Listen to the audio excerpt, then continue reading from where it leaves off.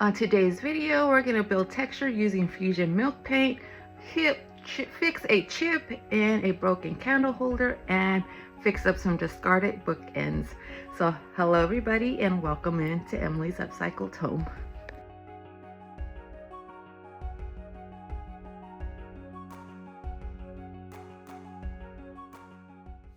So I purchased these two stands off of a whatnot sale. If you notice here where I'm pointing, there is a big old chip from damage from the wood here that is missing. So I decided to go ahead and paint these up since that piece is missing.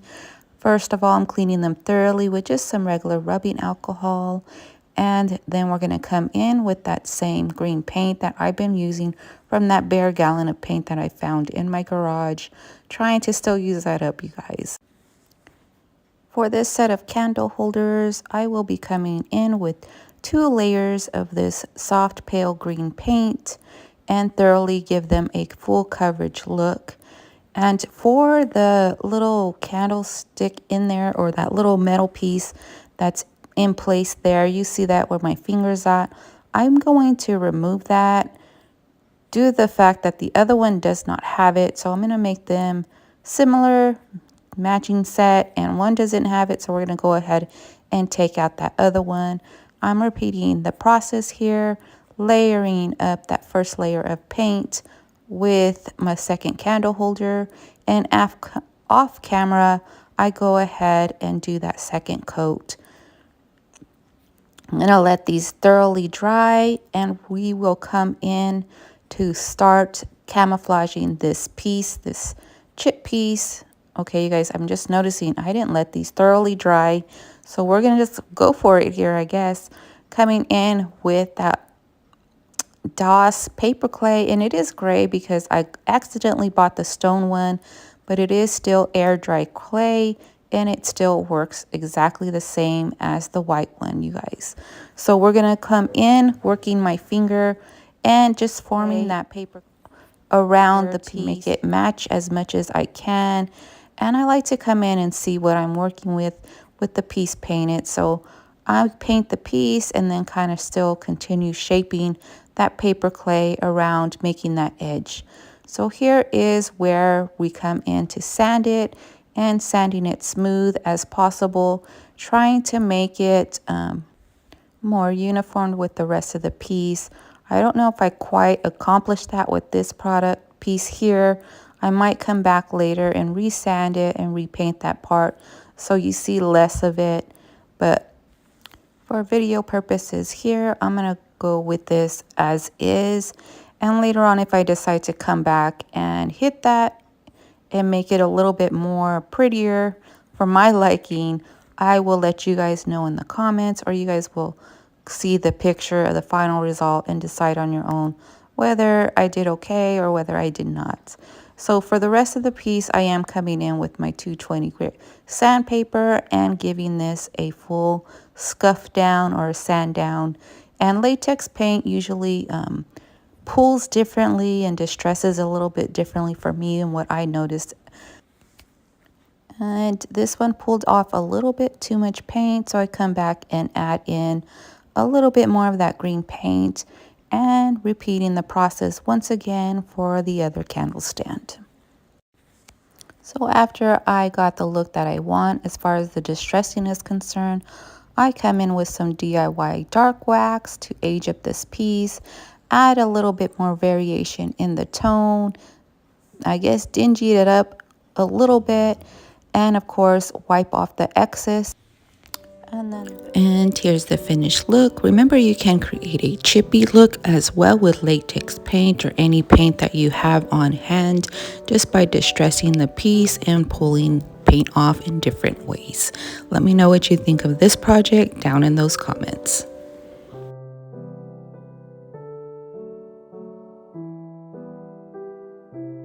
If you watching and enjoying my videos, please hit that subscribe button and notification bell on your way out. Moving into project number 2, chippy bunnies. So I have a set of cute little bunnies here that I am going to upcycle. They're just brown little bunnies. If you want to purchase these as is, I did get this at Hobby Lobby. I'm going to come in with that same green oops paint that we've been using this on these last few videos.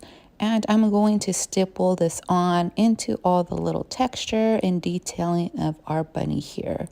Now these are just like a plaster, I guess, or like a faux plastic. I don't know what material that is. It's just a plastic bunny, I guess, with a kind of plaster look. Go ahead and coming in, and like I said, gonna coat this fully with one layer of this green paint, stippling on in all the little grooves, all the little details of the hairs of the bunny.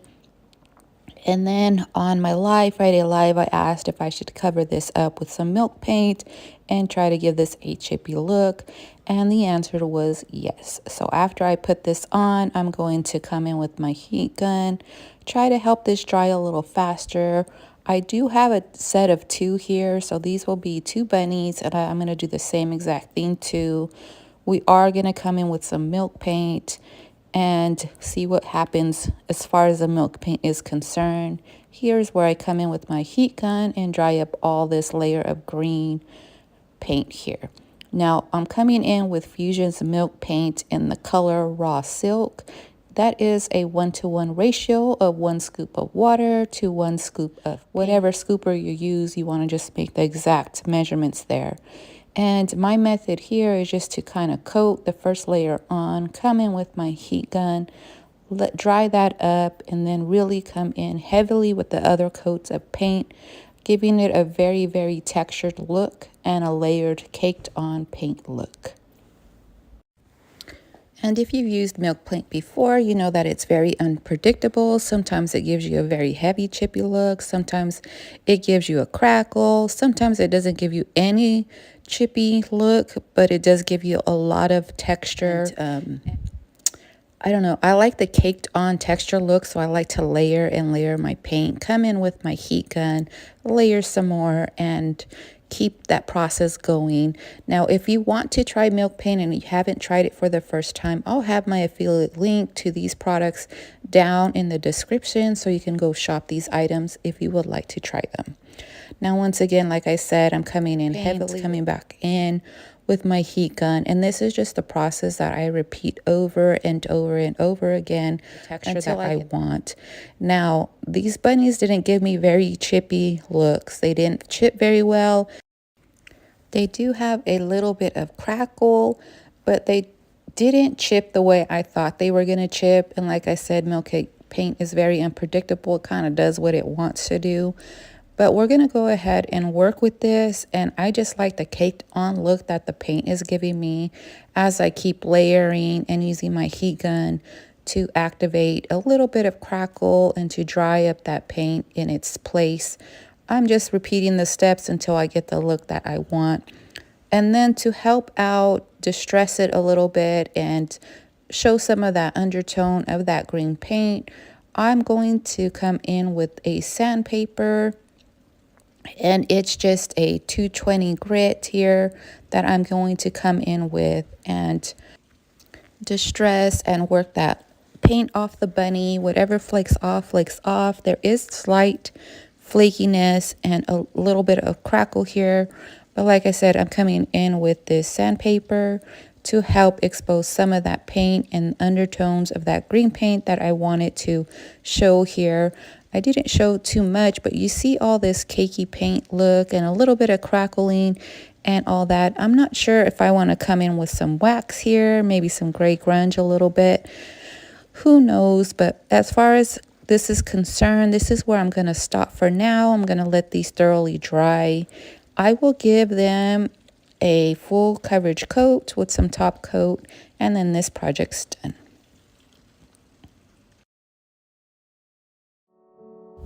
I know this was a bit of a process to get this textured look on these bunnies, but it's a beautiful look. Let me know what you guys think of this. If we had more chipping, we would have more exposed green, but I love them as is. Shop more IOD, Fusion, and Dixie Belle products with my affiliate link to Julie's Designs and Signs. I have that link in the description. as well as supplies, home decor, and floral. A one-stop shop with a $9 flat rate shipping. So save and reuse my link and help my content here on YouTube. Thank you all for your support. Project number 3, Chippy Bird Bookends. For our next project, I have these 2 bookends. Now in the center here, they used to have peacocks, and one of the heads plopped off. I glued it back on, I put it back in my home, and then I lost the head. So then these are gonna get a makeover with that same milk paint by Fusion in the color raw silk. And then eventually they fell, and then the rest of the bird fell off.